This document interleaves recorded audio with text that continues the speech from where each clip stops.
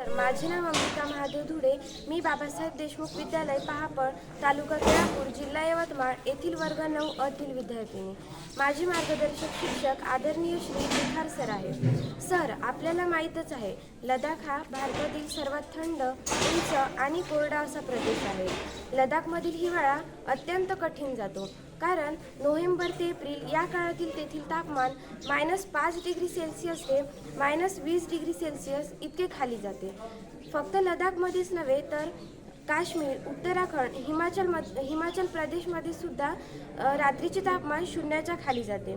Sir, लडाखमध्ये दरवर्षी किमान 10 कोटी लिटर रॉकेल जाळावे लागते, तेव्हा तेथील नागरिकांना किंवा सैनिकांना पुरेशी उष्णता मिळू शकते. पण सर, जर 10 कोटी लिटर रॉकेल जाळले तर त्यातून 2.5 कार्बन डायऑक्साईड बाहेर पडतो. त्यामुळे फक्त लडाखमध्येच नव्हे तर दिल्लीपर्यंत त्याचा परिणाम दिसून येतो. त्यावर उपाय म्हणून आपण लाकूड, कोळसा किंवा गॅससुद्धा जाळू शकतो, परंतु त्याने सुद्धा कार्बन डायऑक्साईड किंवा इतर प्रदूषण वाढतं. त्यावर उपाय म्हणून आज मी हे मॉडेल बनवण्याचे ठरविले. माझ्या मॉडेलचे नाव solar power heated tent for snowy region असे आहे. सर, सर्वप्रथम मॉडेल बनविताना मी डोम आकाराचे टेंट बनवण्याचे ठरविले, कारण यामध्ये आतील व्हॅल्यूम कमी करण्यास मदत झाली आणि कमी व्हॅल्यूम असलेली घरे लवकर गरम होतात. या टेंटचे मी समान 3 भाग विभाजन केले. पहिला साऊथ भाग, दुसरा मधली भिंत आणि तिसरा नॉर्थ भाग.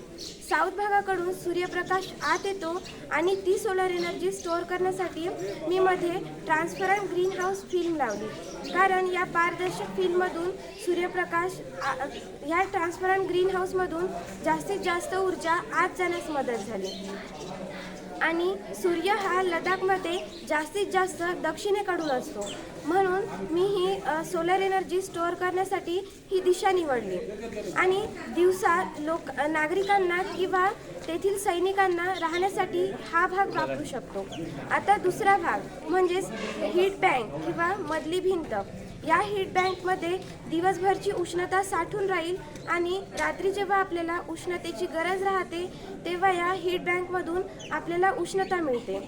आणि या हीट बँकमध्ये रात्रभर उष्णता साठून राहण्यासाठी यामध्ये मी पॅराफिन मेन म्हणजेच पॅराफिन वॅक्सचा वापर केला आहे.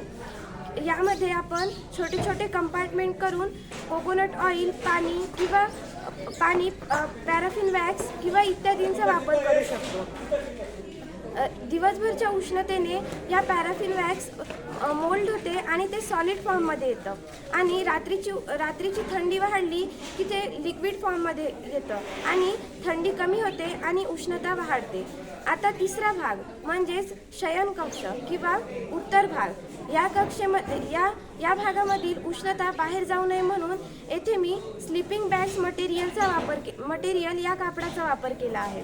अशा आपण थंडीमध्ये 4 लेअर लावू शकतो, परंतु जशी जशी थंडी कमी होत जाईल तशी तशी आपण एक लेअर काढून ठेवू शकतो आणि या कक्षेमधील उष्णता बाहेर जात नाही. त्यामुळे या भागामधील तापमान +10 डिग्री सेल्सिअस ते +15 डिग्री सेल्सिअस इतके असू शकते. आणि जास्त तापमान वाढूनही चालणार नाही, कारण तेथील सैनिकांना अर्ध्यारात्री युद्धासाठी -डिग्री सेल्सिअसमध्ये सुद्धा जावे लागते. त्यानंतर आपल्याला जर टेम्परेचर स्थिर ठेवायचे असेल तर टेम्परेचर सेन्सर किटची गरज पडू शकते. ते टेम्परेचर सेन्सर किटमध्ये जर आपल्याला 10 डिग्री सेल्सिअस तापमान स्थिर ठेवायचे असेल तर त्या किटमध्ये तशी सेटिंग करून घ्यायची. आणि जर 10 डिग्रीपेक्षा जास्त तापमान झाल्यास इनलेट ओपन होईल आणि 10 डिग्रीपेक्षा कमी झाल्यास इनलेट क्लोज होईल. आणि जर आपल्याला फ्लोर एरिया गरम ठेवायचा असेल तर आपण खाली पॅराफिन मेन टाकून ते सुद्धा गरम ठेवू शकतो.